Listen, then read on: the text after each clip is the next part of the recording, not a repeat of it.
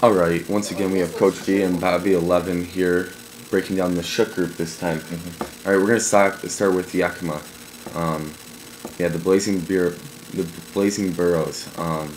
Man, they're good. I hate to say it. Conference 30 rival, they're good. They're going to win it all this year. They could win it all this year. They could. Just really talented. Peter Lara, coming in there.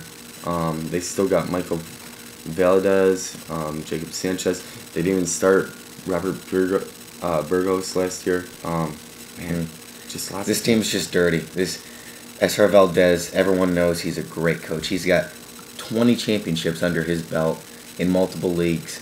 He's ready to do it in League 5. I think this could be the year. He's got a 1-1 sophomore class. He's got an 8-ranked freshman class. Yeah. I mean, these guys are really good. You didn't get to see what Robert Burgos can do last year. He's like +8 or +9. He didn't even start. And they didn't lose too much. They lost some talent, but I mean, they did lose Thad Fowley. I mean, yeah, let's be honest. He's a great point That's guard, huge. But I think Burgos should have started over him anyways. I mean, okay. I mean, that's debatable, but like Thad Fowley, he's one of the best of all League 5. I think, in my opinion. Yeah. They did bring. I just think their freshmen are better than their seniors. Were. And when those phenom freshmen, when they mature into sophomores, that's going to be humongous. I mean, we saw what Coach Pontiac did. Coach Bingo did for Pontiac with those super sophomores. I mean, they went all the way to the Elite 8. I mean, they had a good sophomore class, and when those guys matured, the program took off. I think that's going to happen with Yakima. Yeah. They do have a really likely schedule. It looks like they can go through that. Their only slip up might be that game against Little Rock. That Little Rock team is just so talented. K-Money knows what he's doing. He knows the game. Yeah, he does very well. I think they're going to lose to Flagstaff. Not that they will. I mean, I think Yakima is one of the best programs in the league, but Flagstaff has a great team. It's going to be a good Gambit Inferno Challenge game. Yeah. I'm gonna say they're gonna go 5-1. Okay. They're gonna make a playoff bid, but that's just what's gonna happen. Yeah. You have any prediction for that? I'm gonna talk about my group winner at the end. I'm gonna hold off on my predictions for now. Okay. Next team we got is Reno. Last year they were ranked 48th. They bring in a bunch of solid classes. That's what Coach Jay Griff does. He's had a lot of success. 2 years ago, they were ranked number 7. They made a deep run.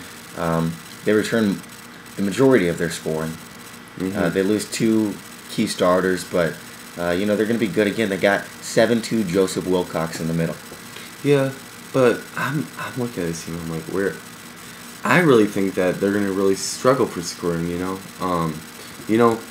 lost lead. They play defense.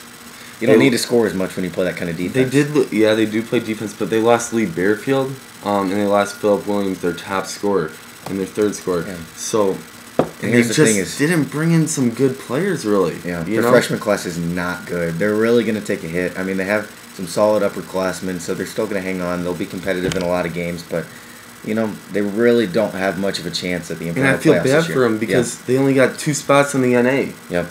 They probably they're probably thinking, can't we have 5? But they only got 2, and that's the way it works, But props to Jay Griff. He's a great coach. They got a good program, and he's going to bring it back with the recruiting class next year and be really competitive. Look for Douglas Craven to really go off this tournament. You think so? Yeah, I like him.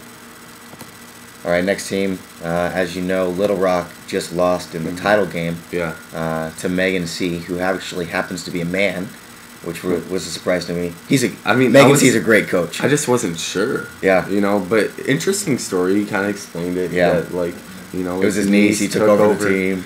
Yeah. But that's the respectable thing to do. Yeah. Don't let the team die. Take over, and of course the girl wasn't gonna get into it. I mean, some girls get into it, but can't expect a niece or whatever. Anyways, K Money's team. He played in the Conference 20, so even with 6 losses, he was still the number 3 team in the country. I mean, they played great defense. They had 195 steals. Wow. They lose their point guard. They lose their shooting guard. Abraham Swift was one of the best in the game. Yeah. Antoine Pastor, he was +6, +7 if I remember right. Yeah, but they return their front court. They're all really young. They return a bunch of key guys off the bench. And what do you know? K Money brings in another solid K Money recruiting class. Yeah, the only thing is I'm not sure where the leadership's going to come. Their front court was young. You know, they're getting older now. They're juniors and they're seniors, but like, you know, I'm kind of worried for that. But the thing about K Money's team is everyone likes to play 15 to 25 minutes. You know, he likes to get them all in there, and you know, I think I'm not really sure what the computer has Melvin Wirtz on the bench, but I think he's gonna really have a coming out party with his rebounds and blocks this tournament. He's real good. The guy I like from this team that stands out to me is Jimmy Riley, the 6'8" wingman. Yeah, he can do it all. He can play shooting guard. He can play small forward. He can play power forward. He's gonna score a bunch of points. He's gonna shut people down. He's a really special junior. He'll guard your best player. He'll shoot. He'll shoot from the perimeter. He'll get up all in your mug. You know, he'll do it all. Yeah. The thing about this team is, you know, I'd call them one of the favorites in the Inferno, but they just have a lot of the same players. They don't really have a true center. They don't really have a true point guard. It's just a bunch of athletic, intelligent wingmen. Don't you think Melvin Wirtz can play center? Yeah, he can. I think he's more fit at power forward. I mean, they don't really have a dominant guy like Joseph Wilcox for Reno. I mean, even Reno has a guy who's a better center in my mind than Little Rock. So I think they're going to be good, though. I still think I think they're going to really step up. I can see them going 5-1, maybe even 6-0. You know? All right, and the next team, Cincinnati, and this is crazy. I mean, this is obviously the group of death. I don't know how that happens every year, but you got Yakima, and you got Little Rock, and you got Cincinnati already in this group, and they're a great program. Yeah, Cincinnati just top to bottom. They didn't lose much. They lost one starter, Terran Thurberge. They returned Benjamin Shaw, huge guy. They returned Dwayne Lawrence. Lawrence is awesome. He's one great. of the biggest recruits coming out of high school. Huge get for them. Yeah. You know, and like this team doesn't look incredible on paper, but I mean they gave up 58 points in Conference 16 last year, 173 steals. That's just the way Cincinnati plays. They play a lot of defense. You know, and they came in with another 14-9 class. You know, got Gaylord Bryson. You know, and Bruce Valverde is a great player, but Sebastian Valdez, they have him on the bench right now. Yeah, he's going to be a star immediately. I mean, 7-1 center. Dude, this team can compete. I just think, you know, man, it's gonna be hard. It's just such a hard group. That I think if you win 4 games in this group, you might win it all. You might win the group. Yeah, you might. You know, you may be like there might be a dogfight. You might even win with 3 if there's gonna be a lot of parity in this group.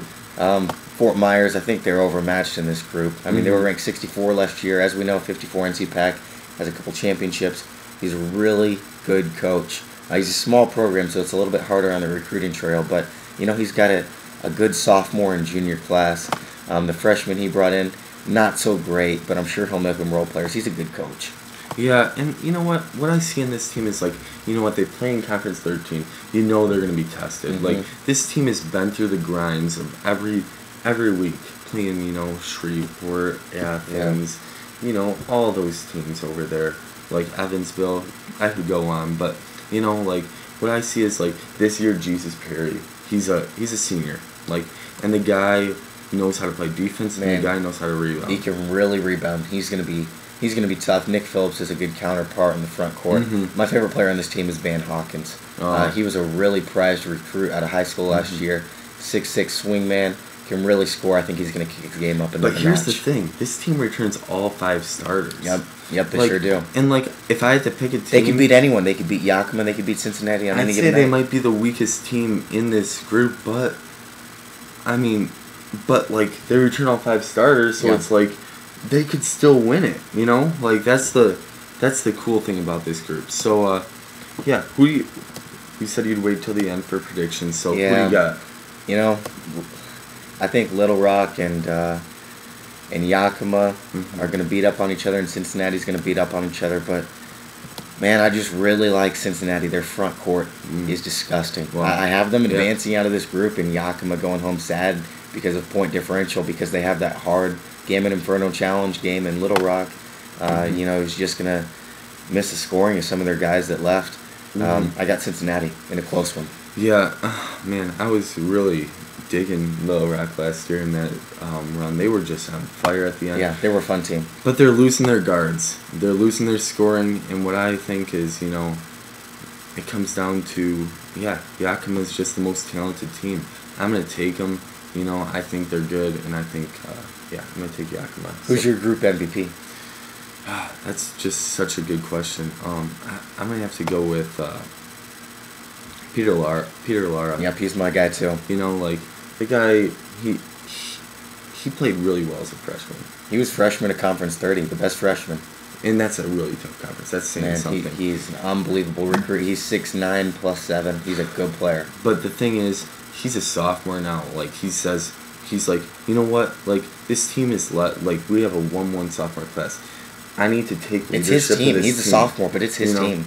Like, Thad Foley's gone now. Like, it's my time to shine. Like, I don't have to worry about someone looking over my shoulder. I'm going to take over the game. I really think Peter Lara is going to have a great tournament. Well, let's move on to the next group now. All right.